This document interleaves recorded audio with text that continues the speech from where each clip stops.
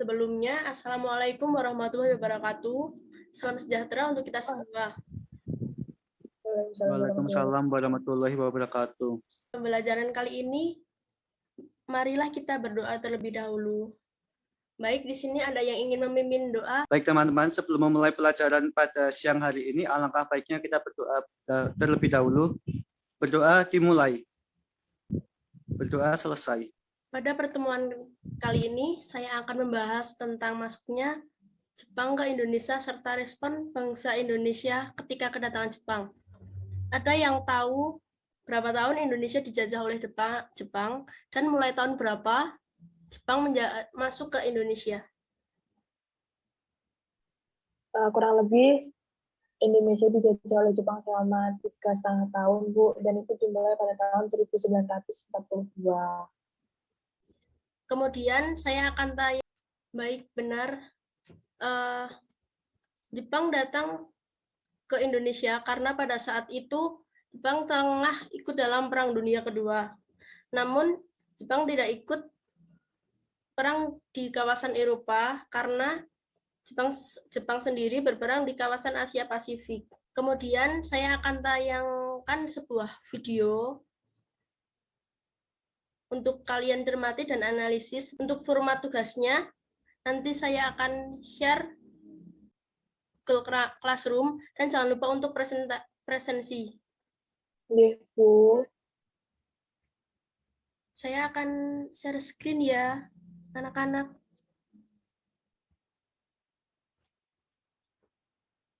Tujuan pembelajaran kali ini diharapkan kalian mampu menganalisis latar belakang serta masuknya Jepang ke Indonesia, serta diharapkan mampu menganalisis respon bangsa Indonesia ketika kedatangan Jepang.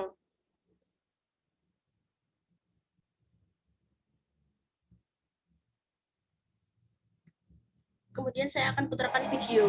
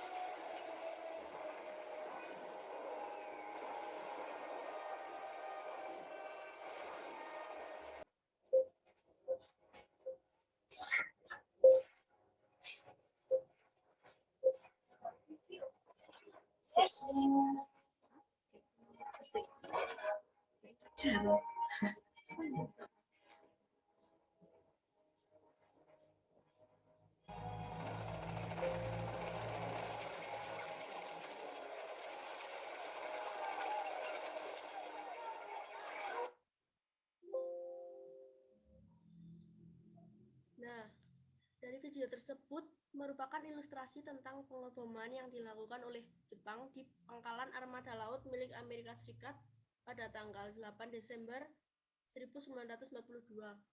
Hal tersebut menjadikan Perang Asia Timur Raya. Video tersebut ada kaitannya dengan pembelajaran yang akan kita laksanakan pada siang kali ini. Ada yang bisa menganalisis tentang video tersebut? Kenapa kaitannya dengan pembelajaran kita pada siang hari ini? Saya, Bu. Jadi, karena Jepang terlibat pada Perang Dunia II, dari itu Jepang membutuhkan pasukan pendukung selain dari tentara internal Jepang sendiri. Jadi, untuk pasukan pendukung perang, Jepang menguasai negara-negara di Asia, termasuk Indonesia, yang mengakibatkan Jepang datang ke Indonesia. Ya, terima kasih Mbak Anjun. Dari video tersebut, kita mendapat beberapa informasi yang nantinya akan terkait dengan pembelajaran kali ini. Kedatangan Jepang ke Indonesia ada yang pertama adalah restorasi Meiji, yang merupakan pembaharuan yang dilakukan oleh Kaisar Meiji yang menyebabkan Jepang menjadi negara yang maju. Akibat restorasi ini, Jepang ingin menunjukkan kepada dunia bahwa dia juga negara yang kuat, serta bisa mentransformasikan ke seperti negara-negara di Eropa yang semula Jepang adalah negara miskin dan yang tertinggal. Perubahan ini salah satunya pada bidang militer yang menyebabkan Jepang berani untuk memulai perang dengan Amerika Serikat. Kemudian penguasaan sumber daya alam. Dalam melakukan peperangan, tentunya didukung oleh sumber daya alam saat perang, seperti makanan, terus rempah-rempah, ataupun senjata, serta industri dalam untuk memasukkan ekonomi.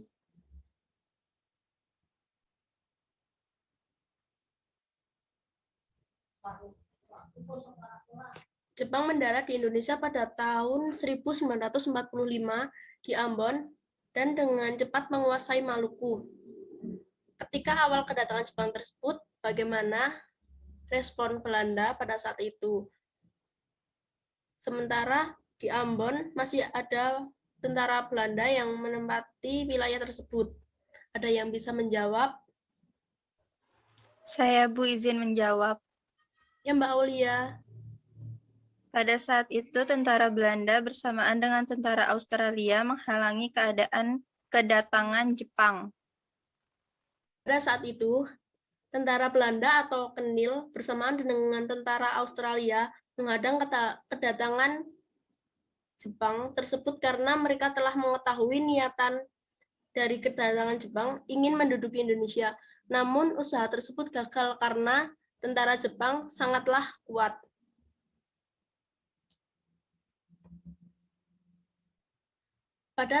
Kemudian pada 12 Januari 1942, Jepang menguasai Tarakan dan Balikpapan. Sebelumnya, Jepang mendarat di Ambon, kemudian meluaskan wilayahnya sampai ke Tarakan dan Balikpapan.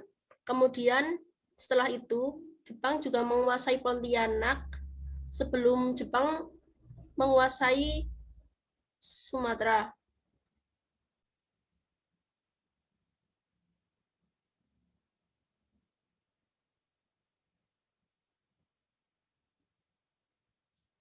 Setelah luar Jawa banyak dikuasai, sebagian besar dikuasai oleh Jepang, kemudian Jepang pergi ke Jawa untuk menguasai daerah Jawa, di mana Jawa merupakan pusat pemerintahan Belanda.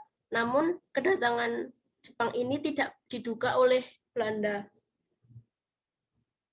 Ada yang tahu alasan kenapa pada saat kedatangan Jepang ke Jawa, Belanda tidak mengetahui tempatnya? Saya mau mencoba. Ya, Mbak Warda. Kedatangan Jepang ini via Bu. Kami udah tahu kalau Belanda menyiapkan pasukannya menghadang Jepang di Batavia. Baik, kedatangan Jepang ini tidak di Batavia, melainkan di 3 daerah yang berbeda, yaitu di Banten dengan dipimpin oleh Imamura sendiri, kemudian di Eretan yaitu di daerah Tasikmalaya yang dipimpin oleh Kolonel Tony Sori, dan yang terakhir di Bojonegoro yang dipimpin oleh Maijen Suci Hashi. Selanjutnya pada 5 Maret, Jepang telah berhasil menduduki Batavia. Pendudukan Jepang ini berjalan ke arah timur, di mana setelah Jepang menduduki Batavia, kemudian menduduki Buitenzorg atau yang sekarang menjadi Bogor. Setelah itu, daerah-daerah banyak diduduki oleh Jepang, bahkan ada yang tanpa perlawanan. Untuk menghadapi Jepang inilah Belanda dan sekutu membentuk Abdakom yang terdiri dari Amerika, Inggris, Belanda, serta Australia, dengan tujuan mempertahankan Hindia Belanda dan mengusir kembali Jepang dari Hindia Belanda. Namun, Abdakum ini tidak dapat menghalau kekuatan Jepang. Dikarenakan Jepang pada saat itu terlalu kuat hingga pada tanggal 8 Maret 1942 Belanda menyerah tanpa syarat kepada Jepang di Kalijati. Oleh karena itu, penyerahan tersebut dinamakan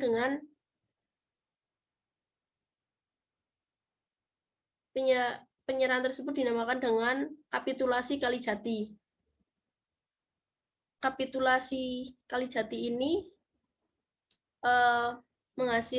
menandakan bahwa pada saat itu pada kapitulasi Kalijati pihak Belanda diwakili oleh Terpoten serta pihak Jepang diwakili oleh Imamura.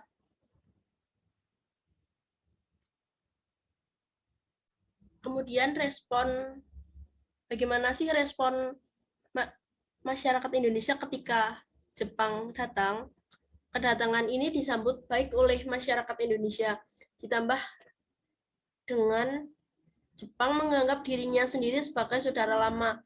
Mereka ingin membebaskan Indonesia dari penjajahan Belanda. Terbukti bahwa banyak tentara Belanda yang telah menjadi tahanan oleh pihak Jepang. Pada saat itu, kedatangan Jepang ini disambut oleh rakyat Indonesia dengan bersorak-sorak senang dan mereka menyebutkan banzai atau dalam artinya yaitu selamat datang.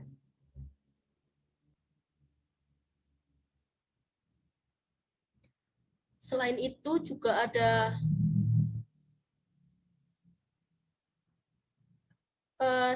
juga didukung dengan ramalan Joyoboyo.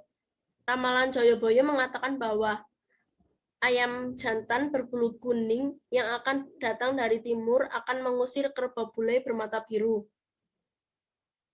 Ayam jantan berbulu kuning tersebut digambarkan sebagai Jepang dan kerbau bule bermata biru digambarkan sebagai Belanda.